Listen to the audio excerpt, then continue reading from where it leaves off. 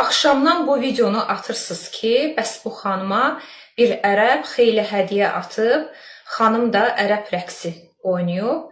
Jurnalist olaraq mövqeyinizi öyrənmək istəyirik. Yox, əziz dostlar, bu məsələ ilə bağlı mən mövqe bildirməyəcəm. Nəyə görə? Çünki sabah bu qadın bir açıqlama verə bilər ki, mənim əsas niyyətim dövlətlər arasında, yəni Azərbaycan və Ərəb dövləti arasında dostluq əlaqələrini inkişaf etdirməkdən ibarətdir. Mən Ərəb mədəniyyəti günlərini qeyd edirəm. Mən istəyirəm ki, dövlətlərimiz arasında dostluq əlaqələri daha çox inkişaf etsin və mənim də bir töhfəm olsun. Yəni, belə bir açıqlama verə bilər, deyilmi? Ərəb də oradan dillənə bilər ki, Könül xanım, əgər bir ərəb kişisini bəyənmirsinizsə, o zaman sizin öz kişiləriniz məndən də çox hədiyyə atsın, milli rəqsinizi ifa etsin.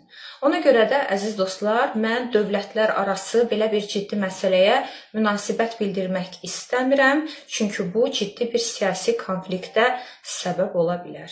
Və son olaraq onu qeyd etmək istəyirəm ki, bax, bu son hissəni daha diqqətlə dinləyin. İstər KİV haqqında qanun, istər jurnalistin etik kodeksi, istər media hüququ jurnalistə ictimailəşmiş istənilən mövzu haqqında danışmağa və yazmağa haqq verir. Yəni, qanunvericilik jurnalistə belə bir haqqı verir ki, ictimailəşmiş istənilən mövzu haqqında danışa və yaza bilərsən. Bu bizə qanunun tanıdığı bir hüquqdur, bir haqqdır.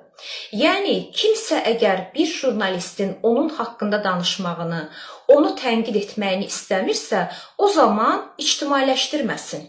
Yəni, bir vətəndaş sosial mediada özünə hesab açıb, orada özünü paylaşırsa, artıq özünü ictimailəşdirmiş olur. Və onunla bağlı informasiya artıq ictimai status daşıyır. Yəni, bu şəxsi informasiyadan çıxır.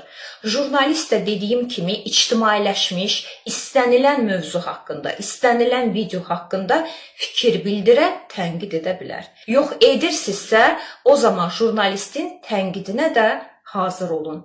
Bu, qanunun, Azərbaycan qanunvericiliyinin jurnalistlərə tanıdığı bir haqqdır və tənqid etmək jurnalist olaraq bizim elə peşəmizdir.